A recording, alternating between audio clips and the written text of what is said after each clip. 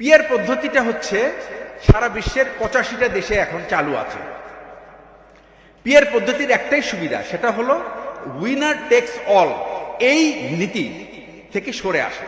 অর্থাৎ যারাই আমরা মতামত দিয়েছি, আমাদের দেশের রাজনৈতিক নেতৃবৃন্দ কিন্তু কখনোই ভাবে না যে প্রধানমন্ত্রী যখন হয় সে ভাবে সে শুধু আওয়ামী লীগের প্রধানমন্ত্রী, সে যখন আর এক পার্টির প্রধানমন্ত্রী হয় সে থাকে আমি শুধু বিএনপির প্রধানমন্ত্রী।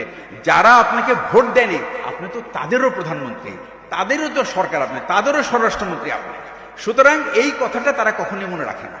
পিয়ার পদ্ধতি আসলে যে সুবিধাটা হতো সেটা হচ্ছে যে সমস্ত মানুষ ভোট দিয়েছে যাকেই দিক না কেন তার একটা রিপ্রেজেন্টেশন থাকতো।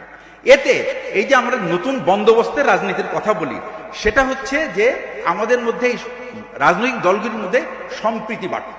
অর্থাৎ একে অপরের সঙ্গে কিভাবে যোগ সাজসে একটা সরকার গঠন করতে পারে, এটা জানি এই সরকারের অস্থিরতা নিয়ে অনেক কথাবার্তা আছে। তবে যদি আমরা নতুন বন্দোবস্তের কথাই বলে থাকি তাহলে আমরা কেন এটা বলি না, তাহলে আমরা কেন এখান দিয়ে শুরু করি না?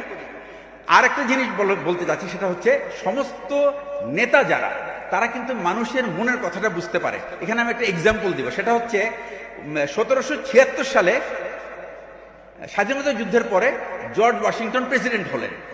উনি যখন দ্বিতীয় টার্ম প্রথম টার্ম পার করে উনি 1786 সালে যখন উনার সেকেন্ড টার্ম শেষ হবে 89 সালে, 1789, উনি 86 সালে উনি আঁচ করতে পারলেন যে উনার যারা সহকর্মী আছে তাদের ভিতরে এক ধরনের বুদবুদ কাজ করছে। অর্থাৎ তারা ধারণা করছে ওয়াশিংটন যেহেতু জেনারেল ছিলেন উনি হয়তো আর ক্ষমতা ছাড়বেন না। তো উনি কি করলেন, উনি নিউ ইয়র্ক স্টক এক্সচেঞ্জের কাছে একটা রেস্টুরেন্টে, ওটা ছিল ওনার হেডকোয়ার্টার, ওনার সব রাজনৈতিক কর্মীদেরকে উনি ওখান থেকে বিদায় দিতেন, বা ওনার সহকর্মীদেরকে কেউ রিটায়ারমেন্টে গেলে তাকে ওখান থেকে বিদায় দিতেন। ওখানে গিয়ে বললেন যে আমি তোমাদের মনের ভাব বুঝতে পেরেছি, আমি তোমাদেরকে পরিষ্কার করে বলতে চাই, I am not going to run for the third time for the Presidency of America.